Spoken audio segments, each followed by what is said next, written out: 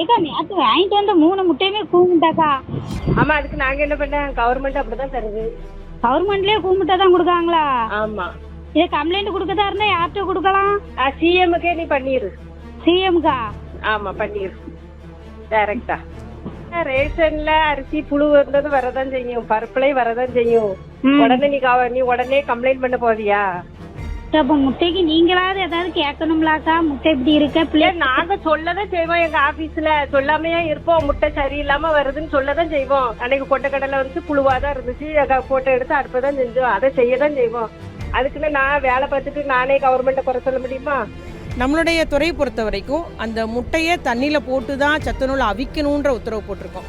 சத்துணவு பொறுத்த வரைக்கும் அங்கன்வாடியிலேயே வந்து ஒரு வாரத்தில் 3 முட்டை கொடுக்குறோம். யாராவது ஒரு பிள்ளை எனக்கு வர முடியல, சிக்காக இருக்குன்னா தாய் வந்து என் பிள்ளைக்குரிய 3 முட்டையை கொடுங்கன்னு வாங்கிட்டு போவாங்க. அவங்களுக்கு நம்ம கொடுத்துருவோம் உடனே அந்த முட்டையை. அந்த முட்டையுமே அவங்க சரியில்லைன்னா மாற்றிக்கிடலாம். நம்மளுடைய முட்டை அந்த டெண்டர்லேயே அந்த சப்ளையரோட அரசு என்ன ஒப்பந்தம் பண்ணியிருக்கான்னா, ஏன்னா முட்டை வந்து பெரிஷபிள் குட்ஸ், விரைவிலே கெட்டுப்போகும் தன்மையுடையது. அதனால எந்த ஒரு சென்டரில் முட்டை வந்து சரியில்லைனாலும் இங்கே திருப்பி பெற்றுக்கொண்டு மாற்றி கொடுக்க வேண்டும் என்ற அந்த ஷரத்து வந்து அந்த ஒரு பிரிவு நாங்கள் டெண்டர் ஒப்பந்தத்திலே போட்டிருக்கோம். எதனால் இந்த பணியாளர் எடுத்தெறிஞ்சு பேசினார்ன்றது தெரியல. அது மட்டும் இல்லாமல் அந்த பணியாளர் இப்பொழுது வந்து பணி நீக்கம் செய்யப்பட்டிருக்கார். தற்காலிக பணி நீக்கம் பண்ணியிருக்கிறாங்க. நிச்சயமாக துறை மூலம் அவங்க மேல் நடவடிக்கை எடுக்கப்படும்.